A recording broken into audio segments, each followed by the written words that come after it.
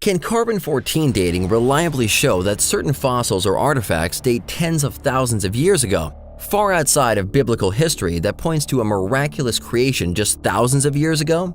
Well, let's start out by saying that the actual process of carbon-14 dating includes sound science and uses high-tech lab equipment that costs millions. So the method itself is not the issue.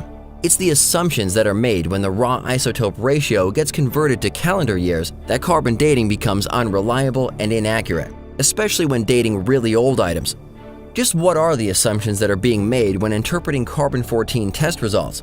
Actually, there's quite a few. Let's look quickly at just 8 of them.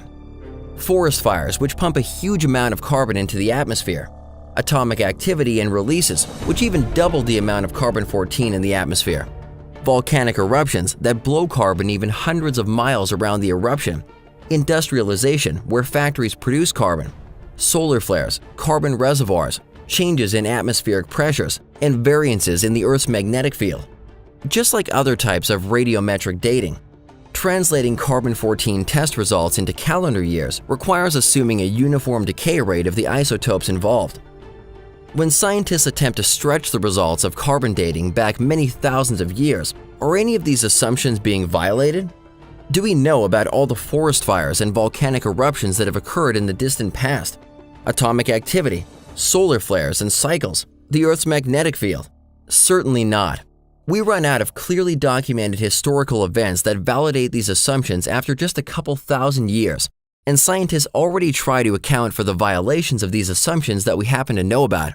So, if we know that these assumptions have been violated in our known past of just a couple thousand years and have to account for them, how in the world can we say that there are no violations to these assumptions over the previous tens of thousands of years that aren't confirmed in written history? Fortunately, there is a way to put carbon-14 dating to the validation test where we can see how accurately it can date items of known ages. This is exactly what the British Science and Engineering Research Council did when they conducted an international blind study on carbon-14 dating by sending out artifacts of known ages to 38 of the world's leading carbon-14 testing laboratories. The results? Only 7 of the 38 laboratories produced dates that were even close to the known dates of the artifacts. That's only 18% of the laboratories in this international study. The rest, 82% of the laboratories, produced dates that were across the board, being off by even thousands of years.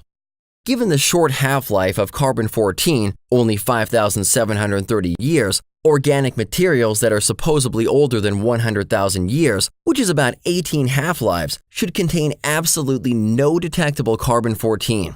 However, coal, diamonds, and even dinosaur bones contain plenty of carbon-14.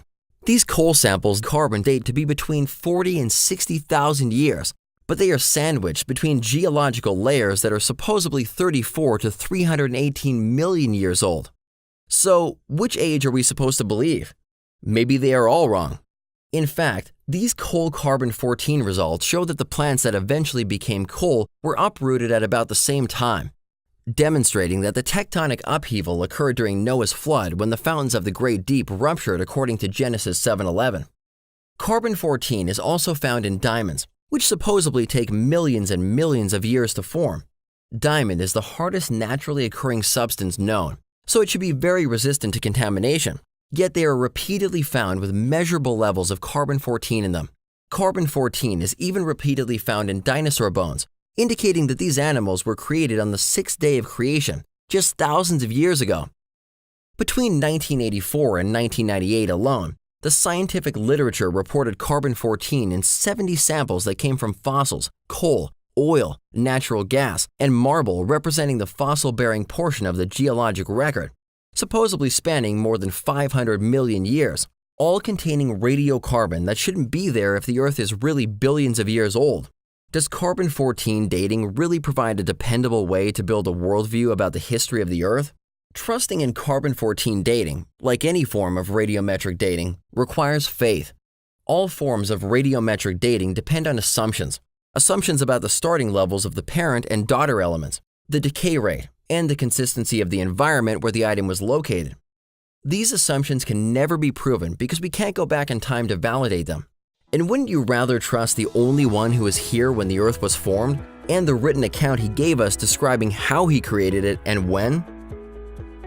Are you a Christian student being bombarded with evolution teaching in public school? Looking for answers about what the Bible teaches about creation, the fossil record, dinosaurs? Download the Genesis Apologetics app from the iTunes or Google Play stores for answers to these questions and more.